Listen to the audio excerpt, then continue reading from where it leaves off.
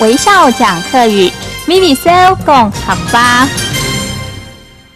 嗨，大家好，我是徐薇老师，又到了微笑讲客语的时候了。大家有没有很期待来学哈发，来学客家话呢？现在地球上的资源越来越少了，环保的问题呢，已经是每一个人的责任喽。那么由于资源呢几乎消耗殆尽了，也引起了大众对环保的重视了。环保客家话怎么说呢？记得哦，叫做环保，环保就是环保，环保。环保呢，顾名思义就是环境的保护啦，以及地球资源的再利用。在日常生活当中啦，我们打扫家里这一些呢，都要把资源重复利用哦。打扫呢，客家话叫做冰收，冰收就是整个房子的 housekeeping 啊，整个打扫就是冰收。还有呢，那扫马路呢，不用扫马路，不用马，而用的是大的路，叫做扫台路。扫台路就是扫马路的意思。那么资源呢，客家话叫做资源，资源。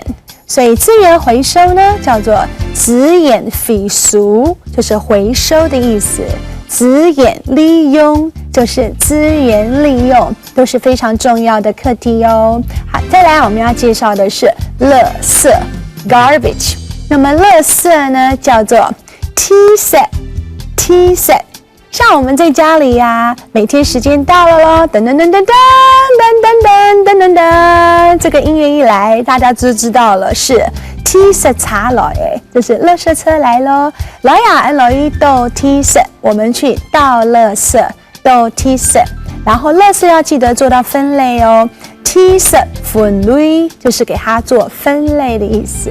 还有咯，如果环境被污染了，就会来什么呢？无影。无影就是苍蝇 fly， 会来母内，母内就是 mosquitoes， 也就是蚊子。再来会老鼠，老鼠就是老鼠等等等。而这些呢，就会引起了像登革热啦、肠病毒这一些传染病哦。对，传染病怎么说呢？传染病叫做传染病，传染病。传染病，所以要注意居家环境哦，不要让这些传染病跑到你家里去咯。安子 say 哦，张磊亮，我是齐 V， 再见咯，再见。行政院客家委员会策划